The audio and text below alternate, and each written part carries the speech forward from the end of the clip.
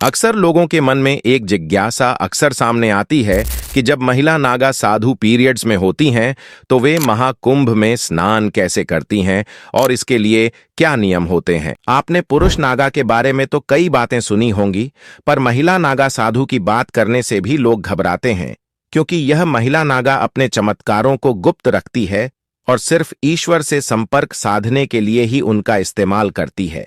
इसलिए लोग महिला नागा के बारे में कुछ नहीं जानते, सिवाय इसके कि वह नागा है। पर आज हम इस वीडियो में आपको ऐसी ऐसी बातें बताने वाले हैं जिसे सुनकर आपके होश उड़ जाएंगे। आइए जानते हैं महिला नागा साधुओं के पीरियड्स के दौरान महाकुंभ में स्नान करने के नियम। महिला नागा साधु का जीवन साधना, तपस्या और भक्ति से भरा होता है। महाकुंभ जैसे धार्मिक समागमों में इनकी उपस्थिति एक प्रमुख आकर्षण का कारण बनती है।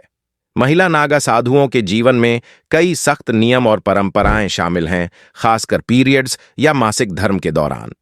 उनके जीवन के ये नियम इस बात को सुनिश्चित करते हैं कि उनकी साधना और तपस्या में कोई बाधा न आए।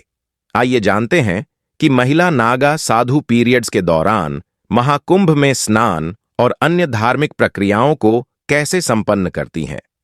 उससे पहले, क्या आपको पता है कि नागा साधु किस देवता की पूजा करते हैं? अगर आप इसका जवाब जानते हैं तो कमेंट में जरूर बताएं।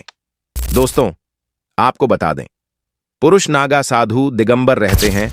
दिगंबर यानी कि बिना वस्त्रों के, जबकि महिला नागा साधु के लिए विशेष नियम होते हैं, जिनमें वस्त्र धारण, पूजा पाठ और अन्य जीवन शैली से जुड़ी कई बातों का ध्यान रखा जाता है। अब आपके मन में सवाल उठ रहे होंगे कि क्या महिला नागा साधु भी पुरुषों की तरह बिना कपड़ों के हर पल रहती हैं?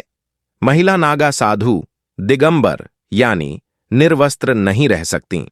उन्हें सार्वजनिक स्थलों पर वस्त्र पहनने की आवश्यकता होती है। उनका यह वस्त्र उनकी धार्मिक आस्था और नियमों का पालन करने का प्रतीक होता है। महिला नागा साधुओं को केसरिया रंग के बिना सिले हुए वस्त्र पहनने होते हैं। यह वस्त्र उनका धार्मिक समर्पण और तपस्या का प्रतीक होता है। इसे गंती कहा जाता है, जो शरीर के चारों ओर लपेटा जाता है। इस वस्त्र के अलावा महिला नागा साधुओं को माथे पर तिलक लगाना भी जरूरी होता है। महिला नागा साधु के लिए पीरियड्स के दौरान कुछ विशेष नियम होते हैं। जब कोई महिला नागा साधु माहवारी यानी पीरियड्स में होती है तो वह पूजा और भगवान को छूने से बचती है। इस दौरान वे राख शरीर पर लपेटे रहती हैं और गंगा या संगम में स्नान नहीं करती। इसके बजाय वे अपने शिविर में जल स्नान करती हैं। महिला नागा साधु पीरियड्स के दौरान गंगा जल का छिड़काव करती हैं, लेकिन गंगा में स्नान नहीं करती।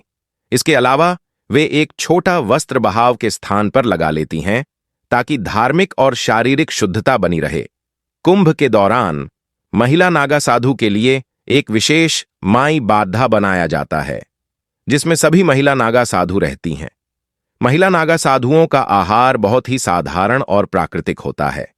वे मुख्य रूप से कंदमूल, फल, जड़ी बूटी और पत्तियां खाती हैं।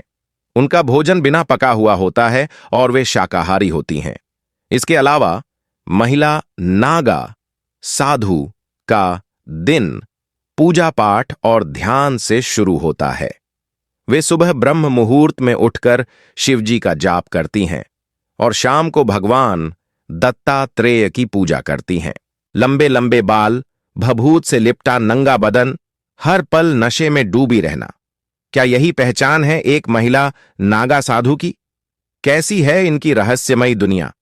सभी जानते हैं कि नागा साधु वो होते हैं जिनके काफी बड़े बड़े बाल होते हैं और वह निर्वस्त्र यानी बिना कपड़ों के रहते हैं और उनके शरीर पर हर तरफ भस्म लगी रहती है।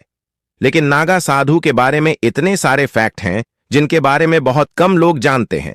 सबसे पहले आपको बताते हैं नागा साधु और साधुओं से अलग कैसे होते हैं। नागा साधु कई मायनों में दूसरे साधुओं से अलग होते हैं। सामान्य साधु आपको कहीं भी दिख जाते हैं और उनका रहन सहन का तरीका भी नागा साधुओं से काफी अलग होता है।